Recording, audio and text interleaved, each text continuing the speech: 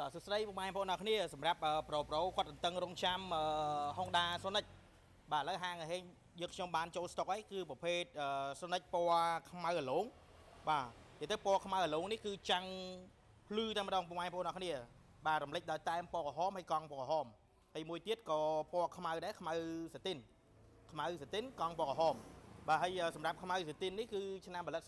021ខ្មៅអាឡូងនេះ022បាទតម្លៃយើងប្រម៉ូសិនពិសេសជូនដល់ពុកម៉ែបងប្អូនអរគ្នាប្រូអាចតាក់ទងមកបានបាទ021យើងលក់ជូន2080បាទសម្រាប់022យើងលក់ជូន2280បាទសិតតែប្រភេទម៉ូតូខ្ចីនេះបើសិនធានាជូន2ឆ្នាំគឺរឿងម្លាស់6ខែស្រាប់ម៉ូតូថ្មីกระดาษពុនទាំងអស់បាទអាចមើលបានបាទអត់ទាន់មានផ្លាកលេខទេពេលដែលទិញគឺយើងដាក់ឈ្មោះយើងម្ចាស់ដើមទី1ផ្ទាល់ហើយម៉ូតូនេះចង់ទិញលុយសុទ្ធក៏បានវាយដូរក៏បានបង់ម្លោះក៏បានឯកសារតែ2មុខទេបាទតាក់ញ៉ាំបានភៅឧស្សាហ៍กระดาษជាខែបាទបើអ្នករស់ស៊ីរក2មុខទេតាក់ញ៉ាំបានភៅឧស្សាហ៍បាទអញ្ចឹងអាចតាក់ទងបាន Honda Sonic ហើយសម្រាប់ចង់បានសាត្រាក៏យើងមានស្តុកមួយគ្រឿងទៀតមកបាទសាត្រាឥឡូវយើងអស់ស្តុកដែរណាបាទយើងនៅសល់ពណ៌បៃតងមួយគ្រឿងទៀតបាទនេះតែ1880ទេណាបាទ1880ទេនេះសាត្រានេះបាទអញ្ចឹងចង់បានតាក់ទងមកបាននេះ